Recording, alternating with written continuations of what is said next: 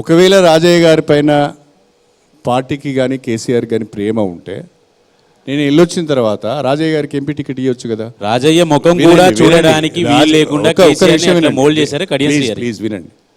రాజయ్య గారి పైన ప్రేమ ఉంటే రాజయ్య గారికి నేను వెళ్ళొచ్చిన తర్వాత రాజయ్య గారికి టికెట్ ఇవ్వచ్చు కదా.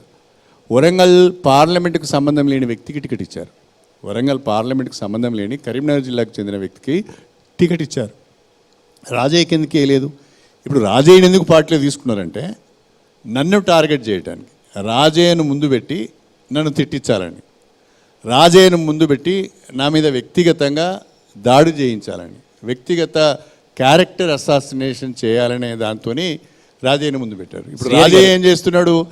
రాజయ్య నన్ను తొక్కుతా అంటున్నాడు, రాజయ్య తొడగొడతాడు, ఇంకోడు పాతాళానికి పోతాడు అంటాడు, ఇంకోతను నన్ను పాకిస్తాన్కి పంపిస్తా అంటున్నాడు.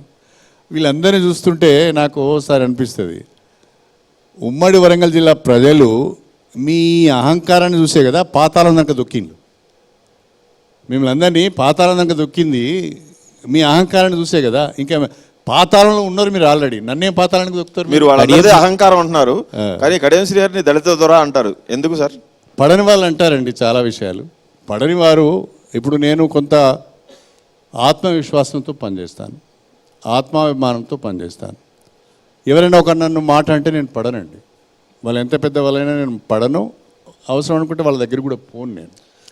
కాబట్టి నా ఆత్మాభిమానం, నా ఆత్మవిశ్వాసం వాళ్లకు ఇంకో రకంగా కనిపిస్తే నేను చేసేది. సార్, రాజయ్య ముఖం కూడా చూడను అని కేసీఆర్ అనే స్థాయికి తీసుకురావడానికి కారణం కడియం శ్రీ గారు? నేను కాదు, రాజయ్య గారి పనులు.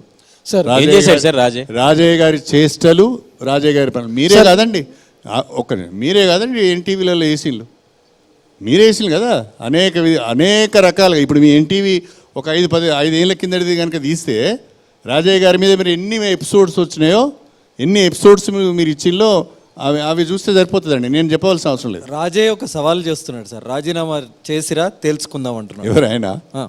ఆయనకంత సీన్ లేదు సార్. ఇందాక ఆయన గురించి పెద్దగా నేను మాట్లాడను, ఆయన గురించి పెద్దగా పట్టించుకోవాల్సిన అవసరం లేదు. ఆయన బీఆర్ఎస్ పార్టీకి స్టేజ్ ఆర్టిస్ట్గా పనిచేస్తున్నాడు.